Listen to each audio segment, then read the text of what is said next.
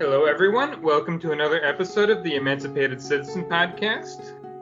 You know, me and Zach, last 5 or 6 months, I have noticed a whole lot of people talking about Ukraine and surprisingly little speaking about Ukraine from Ukrainians. So today, we have Romeo Kokriatzki, a Ukrainian, with us. He's also the host of Ukraine Without Hype. Hi, Romeo. Hey, thanks for having me on.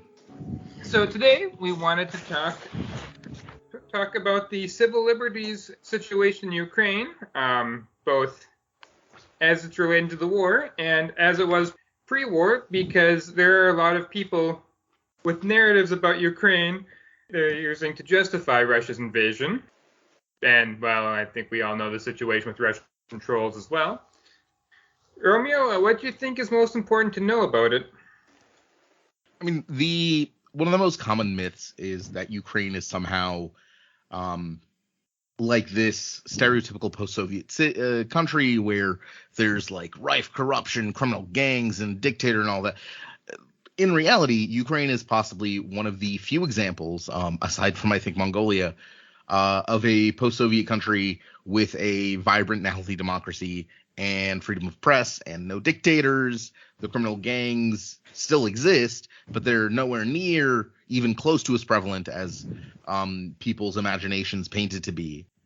And things are generally pretty free. Like, it's a pretty free country. In my past, I don't know, like 9 years of living here, I've legitimately felt more free in Ukraine than I had living in New York.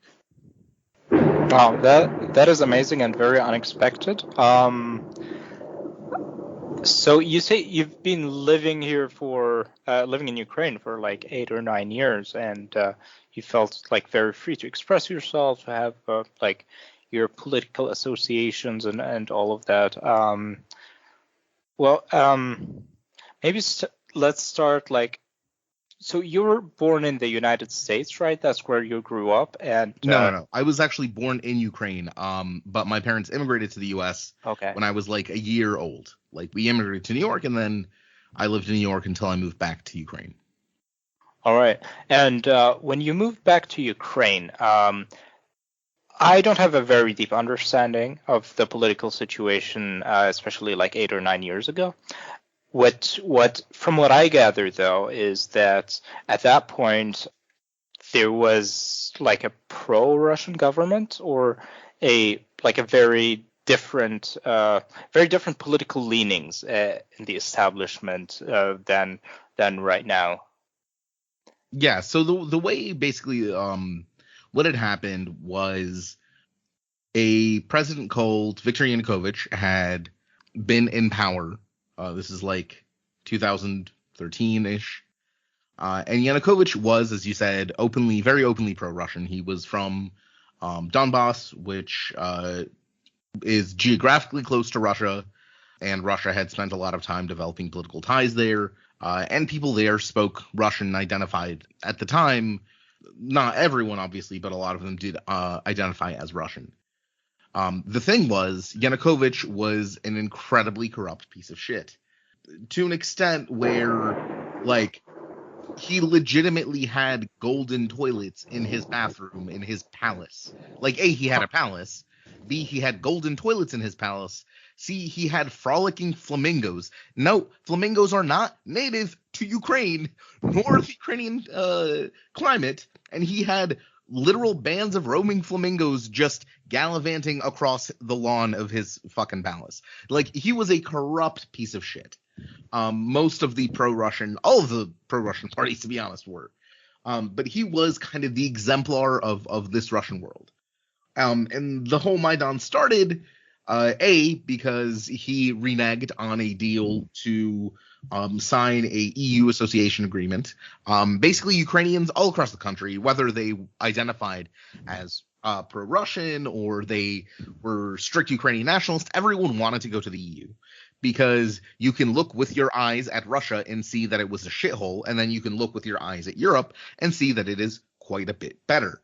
So everyone wanted to be in the EU. Of course, for Russia, for Russian dictator Vladimir Putin, this was incredibly unadvantageous to have basically a country that Russia considers to be its own, a part of its own territory, forsake Russia, as it were, and go instead to Europe.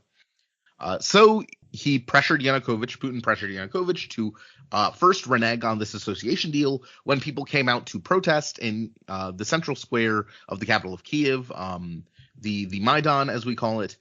He began to pass push for a bunch of really radical anti-protest laws, things like criminalizing protest entirely, allowing police to simply arrest you off the street with absolutely zero cause or anything. And understand, again, Ukraine is not a dictatorship, was not a dictatorship even in the 90s. It was very much, and Ukrainian mentality is very much like, don't get into my shit, mind your own business, and I will leave you alone. So when the government started proposing, the Yanukovych administration started proposing these like sweeping restrictions on the right to protest, freedom of speech, freedom of expression, people started to get really angry. Like the EU association agreement thing was one thing that could be just politics, but here was the government saying, actually, you can't criticize us at all. And if you've ever spoken to Ukrainian, one of the things we love to do is criticize literally everything under the sun. At every point. It is one of our core national traits, you can say. And this is what really brought on the Euromaidan protests. It was protests in favor, of course, of European unity, but also against the kind of Soviet-era repression that Yanukovych and by extension Putin wanted to impose on Ukraine. That's why now you'll see Ukrainians on social media say, we're defending democracy, we're defending freedom, because that is what the Maidan was. It was regular people going out in the streets and basically saying, fuck you, no, we're not going to be obedient little Soviet-era slaves. It's the 21st century, go fuck yourself. And it worked, which Russia did not like. After the Maidan, you can actually say that Ukraine's sort of independent history really started, because that began and accelerated this process of dividing Ukraine from Russia, of getting rid of Russian influence on our politics, Russian influence on our economy, even Russian influence on our culture. Russian influence is basically just corrupted. They have a set standard of values that basically says, fuck you, got mine. And again, that is not how Ukrainians deal, and removing that influence became kind of a rallying cry for Ukrainian civil society and Ukrainian activists, because as it turned out, not coincidentally at all, the less Russian influence there was in Ukraine, the less corruption there was, because a lot of the corruption in the country was being driven by either criminal organizations with Russian ties or leadership in Russia, or politicians with Russian ties, or Russian businessmen. And of course, there is homegrown corruption, but it turned out that it was nowhere as close to the kind of corrosive influence the Russia itself had. So when I came to Ukraine in 14, it was this kind of tipping point where people began to realize, well, actually, we don't have to identify as part of the Russian world. We don't have to just accept the fact that we are always going to be in Russia's orbit, that we're always going to be a Russian satellite. We can actually forge our very own future. And of course, Russia disagreed with that. They invaded. They seized Crimea. They occupied parts of Donetsk and Luhansk oblasts, parts of the Donbass. And 8 years later, we have a full-scale war. And how do Ukrainians feel about people saying Maidan was a U.S.-sponsored coup? I mean, obviously, that's just garbage. Like, it's not really, to me, worth even discussing these kinds of things, because these ideas, like all of these conspiracy theories, they were literally created by Russian disinformation specialists in 2013 through 2014 to paint all Ukrainians as Nazis. And that, in fact, is a Russian propaganda tactic they've done historically. They used that exact same accusation during the Soviet period. They used that exact, not Nazis, because you didn't have Nazis back then, but they used similar accusations during the Tsarist period. This has been a pretty consistent trend of a Russian kind of propaganda about Ukrainians, that Ukrainians are like reactionary fascists, whatever that even means, because the Russians themselves don't really define fascism. that well, or rather, they define fascism not in a way you and I would define fascism. They have a very different idea of what makes up the concept of fascism to apply it to people. So when you have, when I first started seeing these kinds of things, a lot of it came from especially since I'm a socialist, I'm a Marxist. So especially in 14, my media sphere was like pretty exclusively like leftist media, like Democracy Now, and like independent journalists and like people who weren't exactly being popularized by the mainstream. And of course, when I moved to Ukraine, I wasn't sure what to expect. Like, was the country being run by a bunch of hijacked by a bunch of Western crazy Nazi fascists? And no, I got here like, no, that's not the case at all. And then when I started seeing this kind of idea get popularized, especially in leftist media spaces, I noticed a very interesting thing. And that is the media personalities that were saying these obviously untrue, racist as fuck things were all almost uniformly former employees of a Russian propaganda outlet called RT, or Russia Today. They were either current employees or former employees, or had freelanced for RT in some capacity. It all led back to there.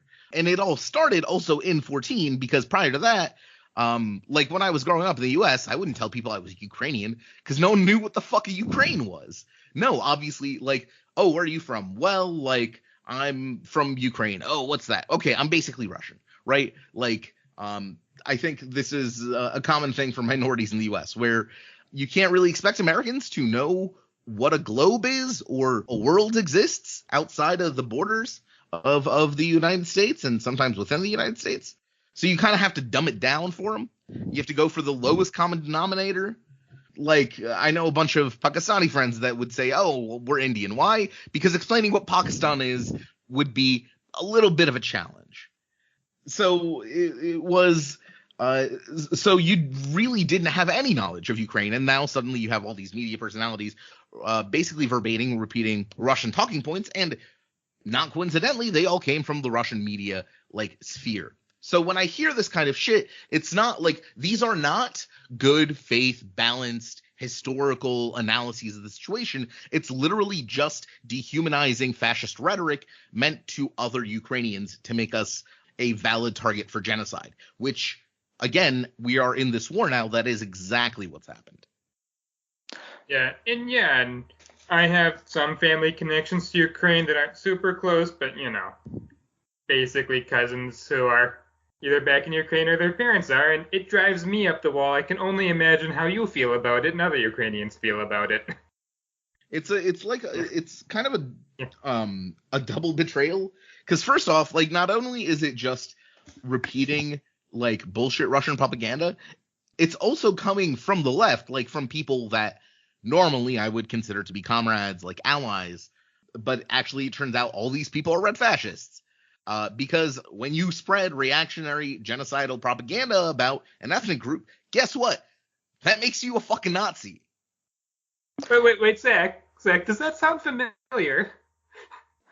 Yeah, it absolutely does, and this really kind of connects to a point that I wanted to make. Something very interesting about this whole situation with Ukraine is that before the war in Ukraine started, and before this whole conflict became a part of this whole global public awareness, we had more of a more well-defined idea of a political landscape, a political spectrum of there's the right, there's the left, advocating for essentially opposite things, and there's this linear spectrum kind of.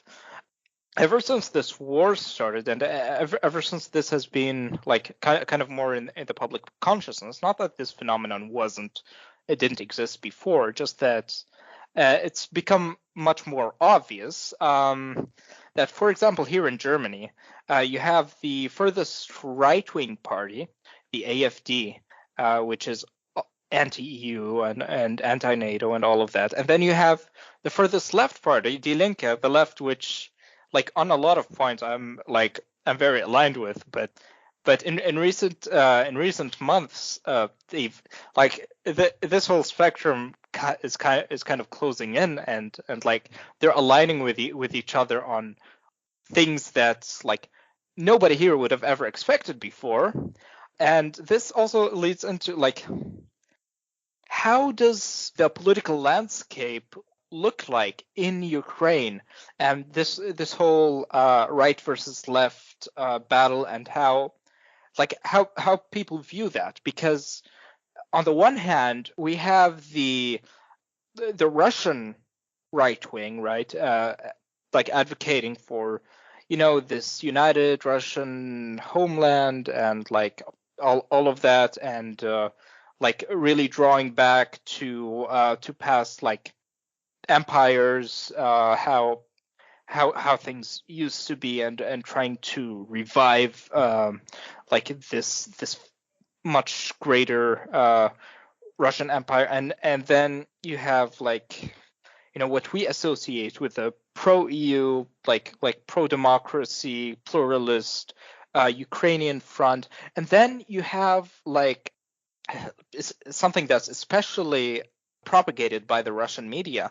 But I imagine, like I said, my background on this whole situation isn't all that comprehensive, but all of those accusations of like fascism and white supremacism, things that have to do with the Azov Brigade, a lot of the like some of the racist rhetoric that's been really all around social media in the past few months. It does seem like, I don't know, like is that a genuine element of the Ukrainian front, and how does that interact with like the mainstream Ukrainian front led by President Zelensky, who is Jewish, which it doesn't really fit those perceptions that those people supposedly have. How does all of that work? How do all of those sides interact with each other? I'm very curious. The reason that like there seems to be like a non-correspondence there is because there isn't. And to explain this is a little difficult for Western, especially people who are used to Western political systems, to really understand. The first thing to know about the Ukrainian political system is that the Ukrainian political system is not based on ideology. You cannot really identify Ukrainian politicians or parties as right or left wing, because that's simply not how politics in Ukraine works. It works entirely on personalities. People who are popular get elected. That is the whole length of it. On policy, Ukrainian policy is mostly technocratic. That is, lawmakers generally try to craft policies that will be that are like obviously needed, like anti-corruption reform, or they craft policies that are going to be a giveaway to whatever corrupt interest they serve. But ideology plays zero role in it. Ukrainians are, let's call it, even allergic to ideology. Case in point, Azov. Now, Azov started as a far right kind of volunteer militia that went to fight the Russian invasion, that was formed in response to the Russian invasion back in 2014. But when they tried to go into politics, their leader, Andrei Beletsky, when he tried to go into politics, they failed utterly. There's not a single right-wing party. I think his right-wing parties in the entire 8-year period of post-Maidan Ukraine have held a total of like 3 seats out of like hundreds for a period of like 1 or 2 parliamentary sessions. So electorally, the far right is non-existent. It has never existed. Again, because ideology is unpopular. What people want to vote for is, above all, people they can trust. And they don't really give a shit what like the ideology that these people are espousing is. Because of Ukraine's corrupt history, trust is the most important political factor here. Can I trust this person to not be corrupt? Or can I trust this person to be corrupt in my interests instead of someone else's interests? That is the only fucking signifying factor in Ukrainian politics, not ideology. It is incredibly anti-ideological. So when people are like, oh, look at all the Zio Banderate Nazis or whatever, that shit doesn't make sense. Zelensky wasn't elected because he was a right-wing politician or a left-wing politician. Zelensky was elected because he was more popular than the previous guy, Poroshenko. That's it. And that sounds like a tautology, but these people don't run on ideological platforms. They run almost exclusively on anti-corruption platforms, which are pretty bipartisan. Corruption, whether you're on the right or on the left, is usually a bad thing. Of course, there are exceptions for some people, but typically speaking, anti-corruption is a pretty bipartisan issue. So when people run, they're like, I am going to be less corrupt. I'm going to reform all of this corrupt pieces, all of these corrupt ministries and agencies and departments. And that's why you should vote for me. Also, I'm pretty and I smile nice. And you'll notice there's no ideological discussion there at all. So when people bring up all of these far right influences, they don't exist because that's not how Ukrainian politics functions on its fundamental level. It simply is not ideological. Typically speaking, Ukraine will pass more or less market-oriented neoliberal reform policies, but at the same time, there is also a very strong labor wing that fights against this and makes sure that these policies are watered down or they still include some sort of protections. Although, of course, that was prior to the war. We'll see how things work afterwards. There is basically no real ideological character to anything in Ukrainian politics beyond a slight center-right EUism. And that is that milquetoast thing is the most you can say about the ideological character of Ukrainian politics. It doesn't exist. What this means, of course, is that people also don't really like shows of ideology in Ukraine. You're not gonna, whenever people are openly ideological, either from the right or the left, the electorate tends to turn away from them and say, no, this is what got us in trouble last time, meaning the Soviet Union. The Soviet Union was so heavily ideological and fucking everything. People are like, no, this is what got us in trouble. We just want someone we can trust and who's going to make policies and reform the government to actually work in the favor of the people. And that's it. But I mean, I do imagine, though, that there are some ideological or, policy-oriented goals that different electoral groups Nope, not at all. No? You might think that, but that is absolutely not the case. When it comes to, for example, the pro-EU versus pro-Russian dynamic, is that not a relevant factor? No, because you can't say whether being pro-EU or being pro-Russian is a right or left wing is a right or left wing position. It's simply, what camp do I want to belong into? Of course, we can tell that, for example, being pro-Russian means you are more likely to be in favor of corruption, of kleptocracy, of restricting women's rights, of being a Russian chauvinist. Being pro-EU typically will mean you're pro-democracy or whatever. But a lot of the pro-Russian parties that we used to have in Ukraine called themselves socialist or called themselves communist or called themselves left-wing. However, they would propose, for example, the Communist Party of Ukraine before it was banned would push for what's called the gay propaganda laws. And they also voted for the anti-protest and anti-freedom of speech laws. Are those left-wing positions? Obviously not. But this is being pushed by a pro or left-wing party in name, right? Instead of this being proposed by the Nazi party of Nazis from Nazi land or whatever the fuck. So it's really hard to say that these are right or left issues because people in Ukraine don't think that way. And as a result, they don't really map out that way. Most of the left-wing parties were legitimately all reactionary, conservative pieces of shit, but maybe they would like push for greater funding for trade unions. But then they would turn around and say, well, we got to go round up all the gay people and put them into camps. And also, you can't go protest against the government anymore. Is that left wing? No, it's literally fascism. That's literally how fascism works. And by the way, Romeo, you feel comfortable talking about your own personal background? Yeah, sure.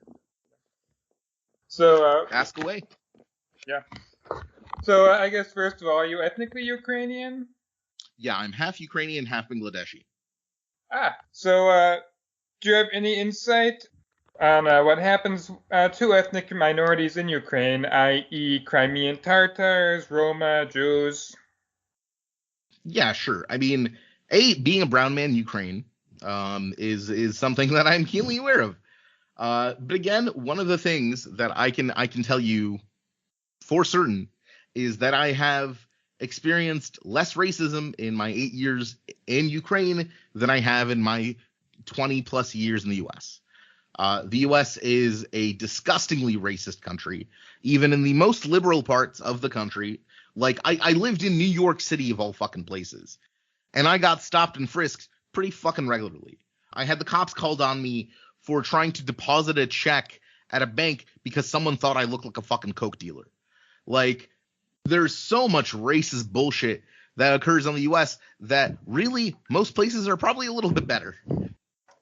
At the same time, that's not to say Ukraine's a fucking multicultural paradise, because it's not. People in Ukraine are not really used to seeing minorities, but there are a lot of minority groups that are pretty well integrated into Ukraine, and there is no real overt discrimination or even honestly implicit discrimination. Like, no one gives a shit what your last name is going to be when you write it on a job application. Whether it's a Tatar name, a Korean name, an African name, no one really gives a shit. Because again, Ukrainians are a pretty live and let live kind of people. Of course, there are stereotypes and prejudices like there are in any society. Especially Arabs and Africans get a bad rap for the usual racist reasons you would find in any other place. But that is neither more prevalent nor institutionalized in like fucking any way. One of the most popular politicians right now is a guy called Vitaly Kim. As you can guess by the last name, he's a Korean Ukrainian. And no one really gives a shit or pays attention. And this applies as well to Jews in Ukraine. There are complaints about like rowdy Jews in Uman during the holidays, but there's no institutionalized anti-Semitism. Most of the really disgusting anti-Semitic like rhetoric that used to and stereotypes that used to be present were mostly fed by Russian-speaking media because, surprise, surprise, the fucking country that wrote the Protocols of the Elders of Zion is super anti-fucking Semitic, and their media constantly portrays and sends anti-Semitic stereotypes.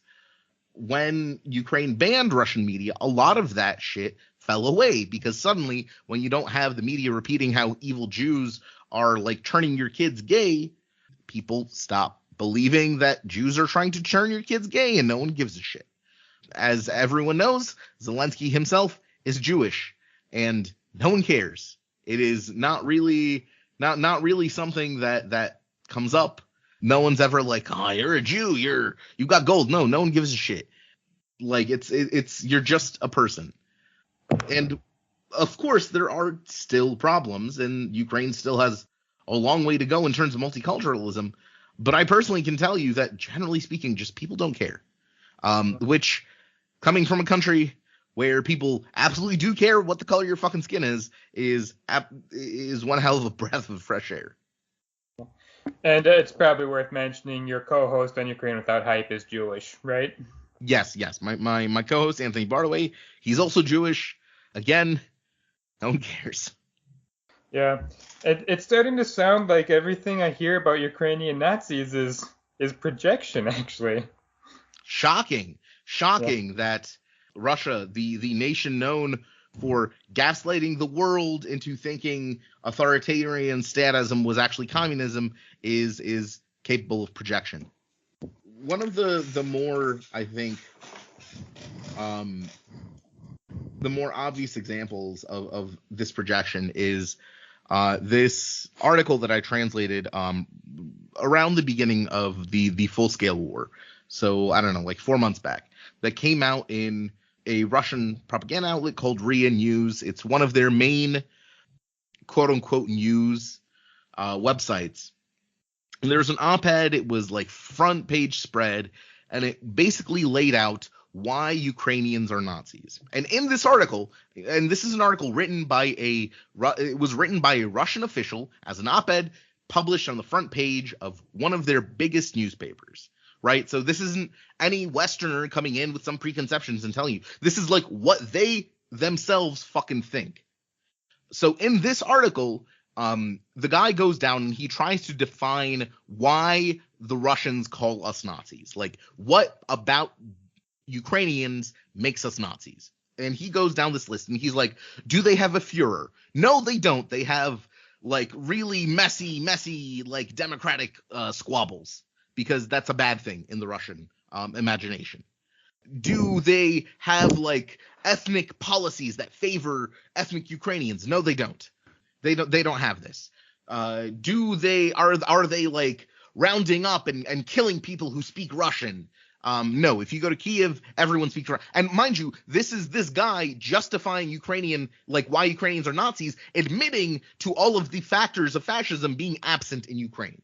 So we don't discriminate against ethnic minorities. We're not rounding up people who speak the Russian language. If you go to Kiev, most of Kiev is Russian speaking. It's a mostly Russian speaking city, or it was before the war.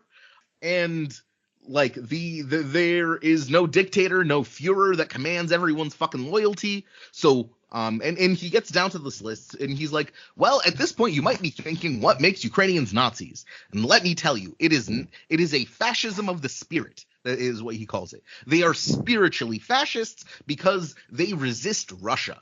Resisting Russia to Russians is the definition of fascism. For Russia, fascism is not anti like being racist, being hyper-corporatist, dictatorships, authoritarianism. None of that is fascism to Russia, because it definitionally cannot be, because the Soviet Union had all of those fucking traits. That really like reminds me of like my lessons in East German history, it's just so incredibly ironic when you hear things like, okay, you have those workers organizing, basically, right? Going to the West Germans. That was, I believe, the 1953 uprising, and the East German media was calling the workers who are rising up fascists, and the West Germans who are supporting them in the media fascists, and this imagination or this vision that they are the ones representing the workers, and it's all projection. It's literally all projection. To them, again, since the Soviet Union had all these qualities, it can't present these qualities as bad.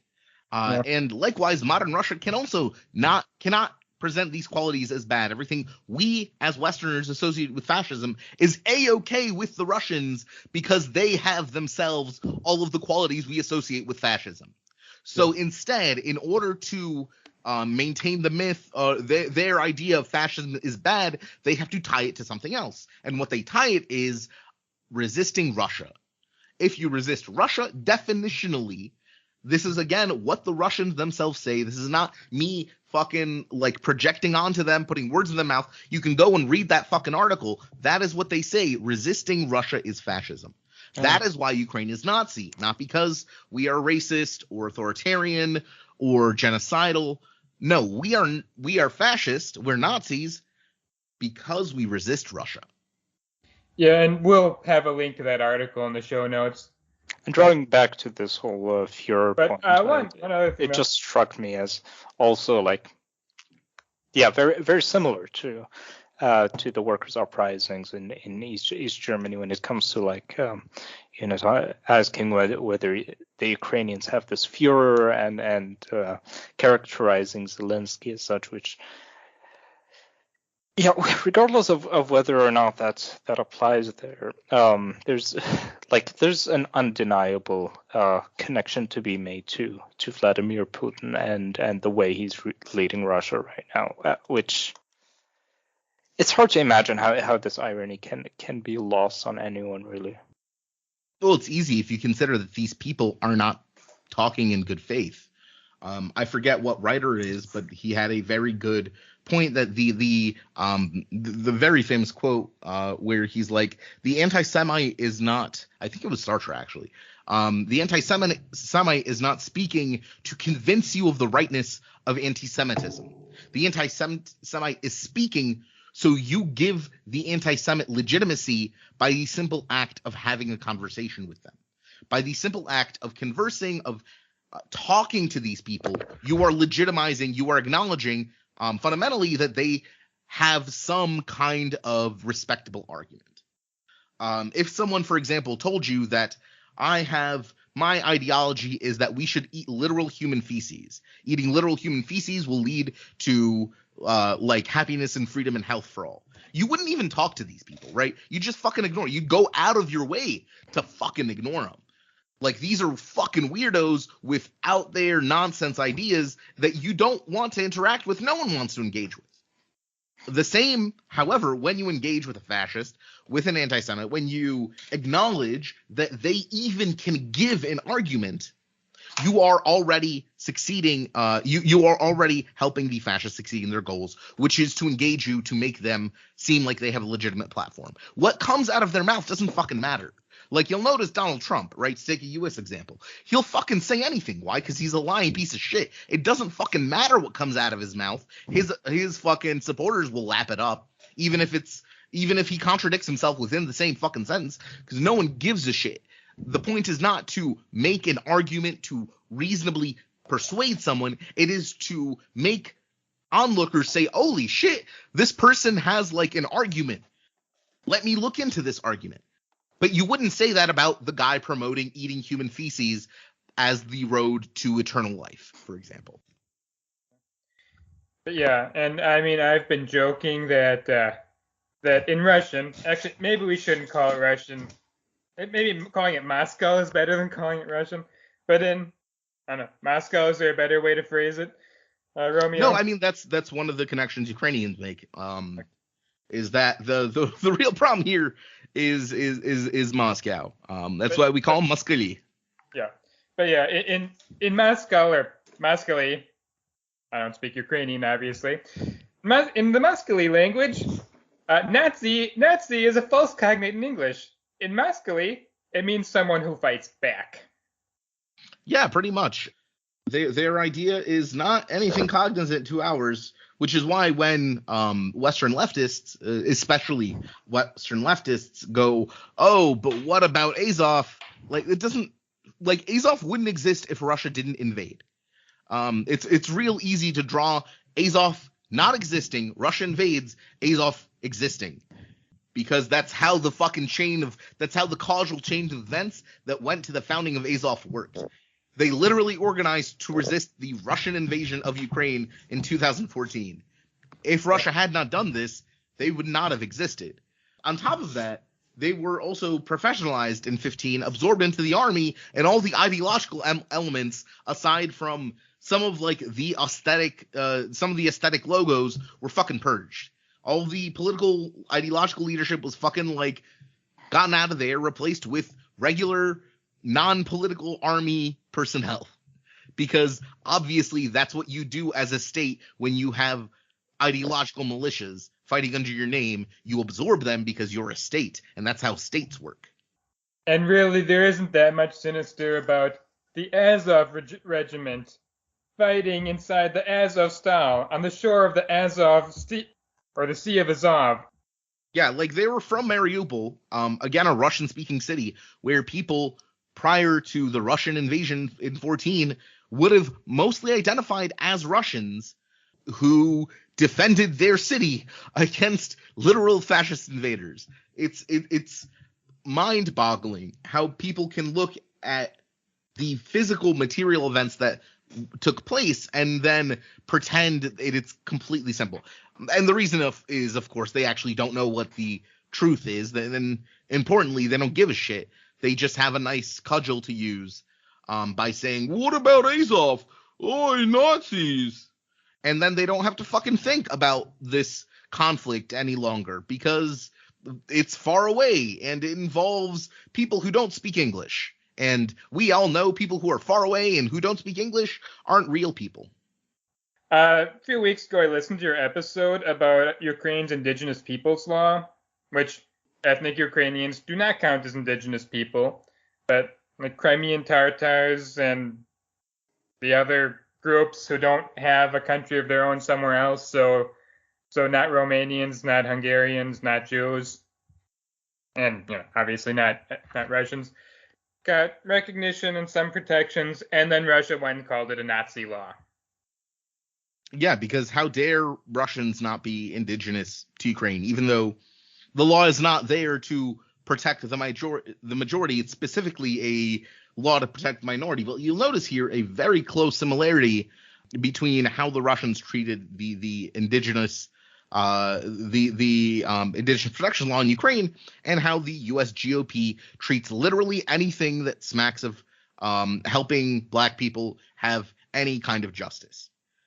Because it comes from the exact same place. They are both it's a grievance culture built in portraying the majority as a minority, as a victim, even though these are the fuckers who are oppressing everyone. Because again, like fascism everywhere, it must simultaneously be uber strong, infinitely strong, and simultaneously be the weak thing ever that everyone needs to protect. Yeah, and so I would like to circle back to like that, talking about inclusiveness and like civil liberties in Ukraine and yeah, basically how that compares to other parts of the world like Russia and the United States. So we talked about the situation before the Maidan, after, how civil society actors were able to express themselves and do their work and so on. How does the situation look like after the war? Because in general, the way most people imagine it, at least, and the way we see from history, when a country especially is under invasion and everything becomes hyper-militarized, and you hear talk about a lot of the things regarding mandatory conscription and the police having more authority to do things that they otherwise wouldn't do when it's not a time of war, martial law, and so on. What is it like to live during the war? Are you living under a situation of martial law? Are you since you're here, I don't know, is there a mandatory conscription situation? Do you have to join the army? How does this civilian military interaction go about nowadays? So first off, Ukraine has always had mandatory conscription. If you are a male, when you turn, I think it's like 18, you have to spend, I think it's 6 months in the military. There are exemptions and you can bribe your way out. And most people do. The grand majority of people gain an exception, usually by going to college. Going to university is an accepted category that you don't have to serve out any mandatory conscription at that point. Or for health reasons, they bribe a doctor or they just bribe the commission. Almost everyone prior to the war skipped out on mandatory conscription. It existed on paper, like many of Ukraine's laws. They exist on paper. No one really fucking enforces them, or the societal tools for avoiding them are so ingrained that it may not well exist. And that was the case. So now, of course, things are a little bit more serious. And if you are conscripted, you do have to show up. I have I have my own, they call it voyenny bilet, the military ticket, basically. When I went through my conscription process, which didn't mean I served, just I went to the I went to the recruitment board. They took my details. I went through the military medical checkups. And then they give me a little piece of paper that says I'm not eligible, like fit to serve in peacetime. Now is, of course, wartime. So if I get a letter that says you have to go show up, I have to go show up. That's kind of what happens when your country gets invaded. You gotta go show up. And most people are fine with it because we are fighting an enemy that wants to literally kill us all, who continuously says they want to kill us all, and who is right now threatening to nuke one of our central provinces if they don't get to win. So right now, most people are pretty okay with conscription. There are some other restrictions under martial law as well.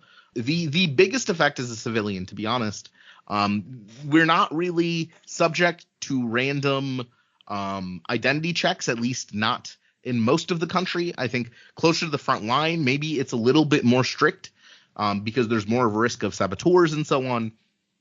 And during the first months of the invasion in Kyiv, things were more strict, but generally they're just that strictness was revealed in the form of checkpoints where you have to show your documents. They check your documents and you're free to go. Like they don't give a shit if you're breaking the law. They want to catch Russian spies and saboteurs. The main way that the martial law manifests itself now is just there's a curfew at 11. So at 11 you should be at home. That's it. That's the biggest thing. Otherwise, like you'll see armed police patrolling now. That was a rarity before, but again, they don't really care. Like their job is not to enforce the will of the state currently. Their job is currently to catch Russian spies and saboteurs. And I mean, I've been hearing that there's so many people who want to go fight the Russians that there's been people bribing to get into the territorial defense and, bribing to get into the army, not to get out of the army. Yeah, that's been one of the funniest kind of reversals. That people now are trying to get into the military instead of avoid it. It's almost like the spirit of the people who overthrew the Golden Horde. It still exists, just not in Russia, at least not among people in power. Yeah, it's like Ukrainians, we obviously don't want to die. We want to continue living in Ukraine, and we would like to join the EU one day. And for this, the Russians decided that we need to be exterminated like scum. Obviously, this would instill one with a pretty patriotic fervor to protect themselves, their country, and their loved ones. And yeah, I've noticed something else, and maybe I'm putting puzzle pieces together in a way that they don't actually go together, but Russia's deported how many million Ukrainians now? Well, it depends. I don't call it deportation. I call it abduction because you can't be deported from your own fucking country. You can be abducted. And currently it's, I believe, estimated to be about 1 million people who have been abducted by Russia from Ukraine to Russia. Like you are a normal dude living your own life in one of the cities under occupation. Then Russian soldiers show up, force you and your family onto a train car, and cart you off to Siberia. And no, that's not an exaggeration. That is literally what the Russian authorities are doing today. About 1 million people so far, estimated. But the actual number, who knows? So isn't the Russian line nowadays that Russians and Ukrainians are one people? And that was always their line. That's one of the reasons they want to kill us all, because the more Ukrainians profess Ukrainianism, the more we say that we are not Russians, the less Russian we are. And the less Russian we are, the less, in Russia's eyes, right we have to occupy Russian land. To them, Ukrainians have always been Russians, and every Ukrainian that says I'm a Ukrainian, not a Russian, is an occupier. Or in what the word they like to use is fascist. So they don't want people to identify as Ukrainian. Yeah, that's exactly how it was during most of the Russian Empire. That's the policy of most of the Soviet Union, which was also a Russian imperial chauvinist state. It was not a multicultural fucking paradise. It was, you learn Russian and you forget that you came from some backwater piece of shit country. And that is the case now, because Russia is an imperial entity, and that's how they define their own fucking existence. But I actually heard 2.5 million Ukrainians kidnapped, reverse deported into Russia now, and Russia has a declining population. I gather there's concern that the majority of the population is going to be non-Slavic before too long. And now all of a sudden 1 million, possibly more, Slavic Ukrainians are being brought back into Russia. It's almost like this war was the opposite, was the mere image of Hitler's Lebensraum, bringing Russians, in quotes, back to Russia to keep the population up. It's probably one fucking reason. The Russians love free labor. From what we've heard from Ukrainians who have managed to escape Russia after being abducted there, lots of them are being sent to work camps for little to literally non-existent pay, and forced to do manual intensive labor like quarrying or logging or some other dumb shit that you do in Siberia to rape the land for resources that you can sell to theocrats. So it's it's honestly unimaginable to me that anyone can look at this conflict and see anything but an obvious fascist, admittedly fascist state trying to genocide its neighbors. It's impossible for me to imagine how anyone can look at this conflict and see anything else but that. Yeah, I wonder how many of the people who do at least purport to see something other than that are just Russians who are pretending to be. Given that we know some extent of their troll operations, thanks to some excellent reporting by various outlets, we know that's quite extensive. Yeah, and I almost wonder, my old roommate's African American, and he said he literally doesn't know any African Americans who are siding with Russia, and yet you see them on Twitter so much. Yeah, because, well, it's the internet, and you can't tell if you're talking to a dog on the internet. Yeah, this does remind me of the way that the Saudi state has been using online spaces, especially Twitter, both to disseminate its propaganda and also to target activists by infiltrating those companies and finding weak points and their security and all of that. Is that Russia has been known to do, for example, sending spies to work for Twitter and that kind of thing? I mean, there have been some reports of that. We know that, for example, Russia would often, I guess, make friends with, especially with Assadists, because a lot of the techniques we're seeing used against Ukraine by Russia now, especially in the online sphere, were kind of perfected by Syrian and Russian specialists during the kind of hot phases of the Syrian civil war. And the reason, for example, that a lot of leftists support Assad is specifically because of these kinds of infiltrations where they would get independent, quote unquote, journalists to go to like some bombed out part of Aleppo and say, oh, look, Assad has liberated this place from the jihadis, when in reality Assad's forces fucking murdered everyone there, and now it's an empty husk of rubble and corpses. In fact, they're still doing that. So we know for a fact these things are happening. Luckily, unlike Assadists, where the Syrian government has legitimately sent agents after Syrian activists and revolutionaries abroad, that hasn't happened much against Ukrainians, in a large part because Ukrainians' IT sphere is very well developed, and Ukraine has like a internet kind of culture on par with the Russian-speaking culture. In fact, these things were basically RuNet, as they call it, prior to the invasion in 2014, was basically the same as Ukrnet. These divisions only split after Russia invaded. What a shocker that after you invade a country, its people no longer want to be your friends or part of your world. And that's a big part of it. But what is, of course, I think more concerning for Ukrainians abroad is less like being scared of Russian agents showing up and trying to murder them, and more these stories that come out seemingly constantly of Ukrainians in Europe, especially Ukrainian refugees, being harassed by Russians with residency in Europe, or Russians with tourist visas, who just feel their imperial obligation to harass refugee Ukrainians for doing something as simple as speaking Ukrainian in public, which Russians across the world are heavily offended by.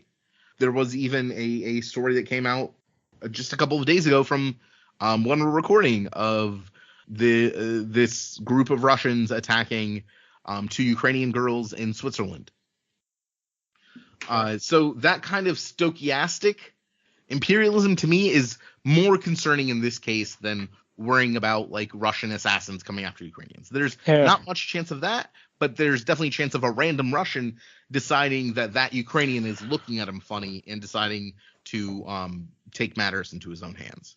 When talking about appropriation by dictators of the online sphere and of those conversations online, especially the resources that we know that the Saudi government, the Russian government, different authoritarian governments have been pouring into those places in order to make it seem like they have support from different places or more places than they actually do. We've actually been having quite a few conversations at the Saudi Diaspora Association, an NGO that I'm also a part of, about potentially partnering with workers' unions at companies like Twitter to hold them more accountable and combat this kind of thing more, especially like pertaining to, for example, like a case where a Saudi spy at Twitter was ostensibly protected by the company from an FBI inquiry. Do you have any thoughts on that? Is that a direction, or both of you? I'm curious if that's a direction that's possibly going to be fruitful going in. I think for some governments it will be easier to do this than others. For example, we know I believe there's been a couple of studies already that in India, posting on Western social networks about their Prime Minister Narendra Modi being a member of the fascist RSS party, or calling the RSS, which is literally a fascist paramilitary, fascist will get you banned. We've seen that calls by Chinese for exterminating Tibetans or Uyghurs is fine, but when a Uyghur goes after a Chinese user, they get banned. So I think for some countries, especially those more connected to the IT world, it's easier for them to plant agents in these Western tech companies, especially for Chinese and for the Chinese and Indian governments. For others, like Russia, because Russia is so siloed off from the rest of the world, and because Russia is so contemptuous of so much of the West, basically just sees it as lesser degenerate, it's harder for them to kind of sneak through. And I'm sure it's possible. If I was a national government, I would want spies working at Twitter and Facebook and Google and fucking everywhere, because why not? It's free data, to use the meme.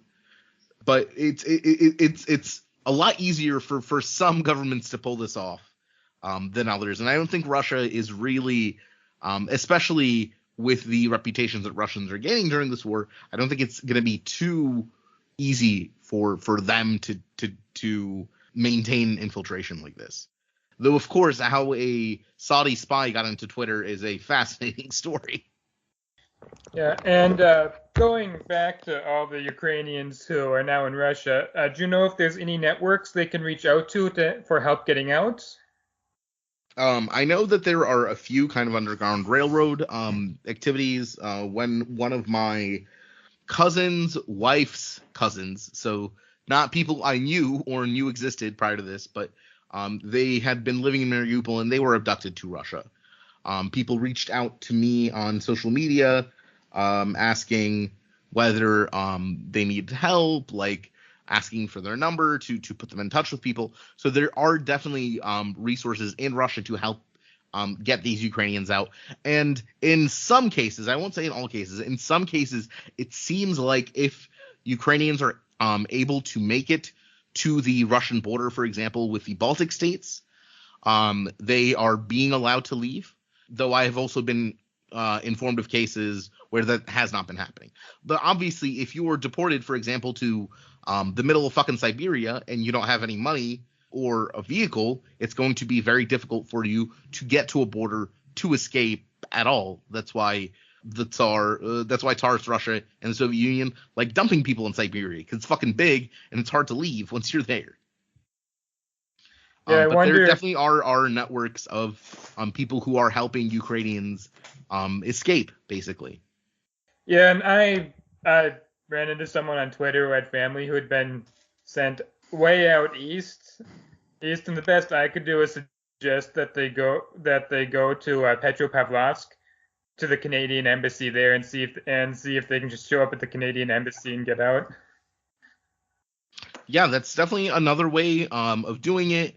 If anyone does have a story of they know Ukrainians who have been abducted to Russia and they need help getting them out, you can always let me know on social media, and I will do my best to help out and hopefully connect them to some resources that can assist in that way. That is so good to know. Thanks. Anything else you think we should know before we wrap up? Don't use politics as aesthetics. I think that's the most important fucking thing, is politics ain't aesthetics. Just because something is red and has a star or a hammer and sickle on it don't mean it's good. Just means it's painted that way. Politics should always be based on values first, and then you choose the aesthetics that fit your values. And if the aesthetics are promoting values that don't fit with your values, then that's not an ideology you should follow. Which I think is like basic grade school shit, but apparently needs repeating all the time. Could not have said it better myself. That's a great point. So where can people reach you or find you online, Romeo? You do have a podcast, or you're on Twitter? Yeah, you can find me on Twitter at Romeo Kokriatzki, which probably you'll have to read in the description to spell properly. And you can also listen to my podcast where we talk to people about Ukraine, and we talk about Ukrainian news. And that's Ukraine Without Hype. Comes out every 1 to 2 weeks. And you can listen to me and my buddy Anthony on there, and follow me on Twitter. And yeah, that's you can also read my paper. I work for a place called The New Voice Ukraine, where we report Ukrainian news in English. So if you want to know what's going on here and what Ukrainians think about things, you can just go and read us. You don't have to like make stuff up or imagine or throw up your hands and say it's impossible. You can just go to the site english.nv.ua or Google The New Voice of Ukraine and find out exactly what Ukrainians think of the things going on in their country. Yeah, listen to Ukraine Without Hype, everyone. It is a very good show. Thank you very much. It does get to so much information about Ukraine that you don't get from literally anywhere else I've ever seen. Thank you very much, and thank you very much for having me, you guys. Yeah, thanks. Thank you so much for being here. We really, really enjoyed this conversation. It was very informative. Hopefully we'll talk again at some point. This was wonderful. Thank you. So, Goodbye, everyone. Have a great day, everyone, and we'll see you next time. Bye.